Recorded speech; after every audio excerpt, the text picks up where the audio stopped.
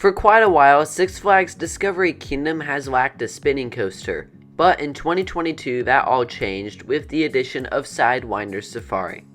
This Samberla coaster is located towards the back of the park, and as far as coasters that are nearby, the closest one you're going to find is Boomerang Coast to Coaster. And I gotta say, first impressions of Sidewinder Safari are solid. This is a very nice looking roller coaster, and it looks better than what was there before. What was there before was an elephant exhibit, by the way. As far as rounding out Discovery Kingdom's coaster collection is concerned, I think this is a great one. Not that a spinning Wild Mouse is anything too crazy, but a solid depth addition nonetheless. As far as theming goes, there really isn't much, but this is Six Flags after all, so what do you expect? It does look nice though, as I mentioned earlier. The roller coaster trains can seat a maximum of 4 riders. On my visit, the wait time for this was about 20 to 30 minutes every time we walked by.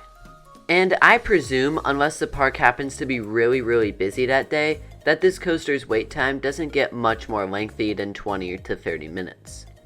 Because it's a family coaster, other coasters in the park like Joker, the RMC Hybrid, Medusa, the B&M Forless, and Superman, the Premier Ride Skyrocket 2 will have much longer wait times. So let's talk about the ride experience. As a general rule, Sidewinder Safari is a pretty smooth coaster, and it should be considering it's brand new. After a turn out of the station, you proceed up the 42-foot tall lift hill. As I said, it's a family coaster, so don't expect any crazy heights here. At the top, you don't spin quite yet, and the turns up there do have some laterals, but certainly not as much laterals as a normal Wild Mouse roller coaster.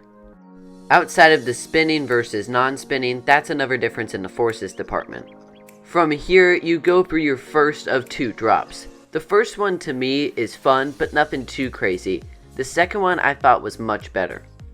This is where I suspect you reach your top speed of 29 miles an hour before proceeding up a little double up. These couple moments are my favorite sequence from the first half of the experience.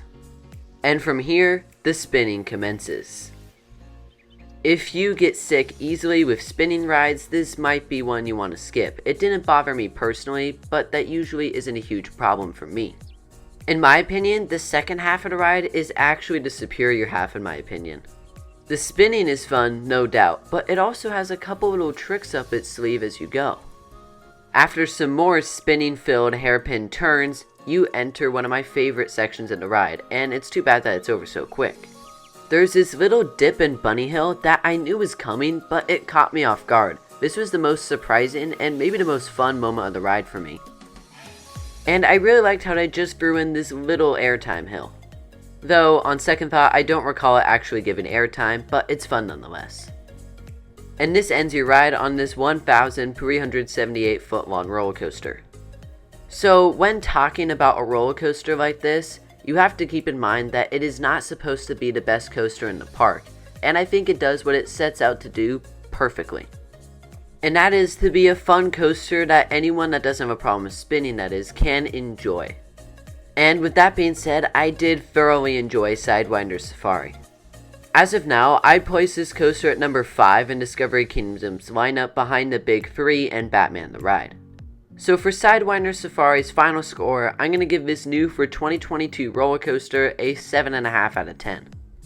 The way I see it, this coaster does plenty of things right and not much wrong.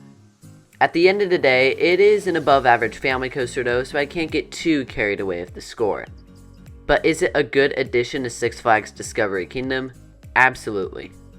And when you're at the park, I say, give it a shot.